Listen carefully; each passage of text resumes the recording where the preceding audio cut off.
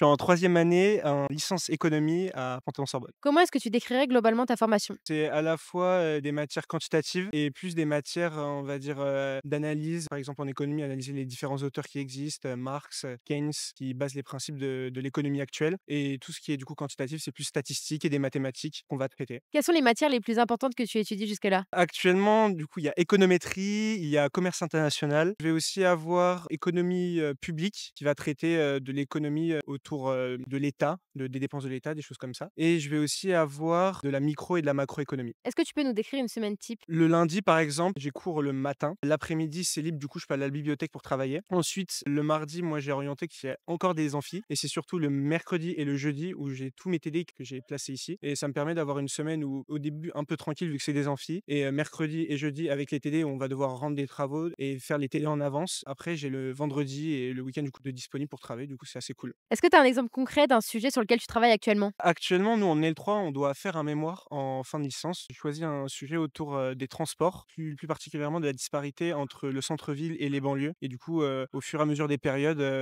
qu'est-ce que les transports en commun ont apporté, du coup? Tu avais choisi quelle spécialité en terminale et en quoi elles t'ont aidé? J'avais choisi SES et géopolitique. SES, vu que je fais de l'économie, ça rentre, dans ce que je fais. Ça m'a aidé parce que surtout, même si au 1er semestre de L1, on va revoir un petit peu les bases, mais sur les personnes qui n'avaient pas pris l'aspect SES, nous, on avait un réel avantage et surtout, c'est une matière qui me plaisait et c'est pour ça que je l'ai continué et aujourd'hui, je suis très content d'être en économie. Est-ce que tu avais hésité avec d'autres formations? Oui, j'ai mis pas mal de choix sur Parcoursup. Il y avait de l'économie-gestion dans d'autres facultés. Il y avait aussi, Sciences Po, j'avais tenté les concours. J'avais aussi mis des prépas. C'est pour ça que c'était vraiment très diversifié mes choix, mais je me suis orienté du coup sur, la licence à Paris en économie. Comment s'est passée la transition entre le lycée et la fac? Au départ, c'est assez rude, surtout le premier semestre où on est en totale autonomie. Il faut adapter tout de suite des bons réflexes. Les professeurs ne vont pas dire ce que tu dois faire chez toi. C'est vraiment toi qui vas devoir refaire les TD, les faire en amont. C'est vraiment une grande différence où moi, par exemple, au lycée, j'allais pas du tout à la bibliothèque et je restais plus chez moi. Là, c'est vraiment un réflexe d'aller à la bibliothèque, de réviser, de finir plus tard, entre guillemets, les cours. Voilà, c'est vraiment un principe d'autonomie qu'il faut adapter. Quelles sont les plus grandes difficultés que tu as pu rencontrer en arrivant à la fac? Je pense que c'est la transition entre le lycée et la fac où il y a tout ce travail d'autonomie qui va devoir être fait. Il y avait aussi une autre partie, c'est se faire un groupe d'amis. Au lycée, on a tous des amis et là, on change complètement d'univers et c'est cette transition qui peut être assez dure de se faire des connaissances et de pouvoir être épanoui dans sa licence à l'université. Est-ce que tu as développé une méthode de travail particulière?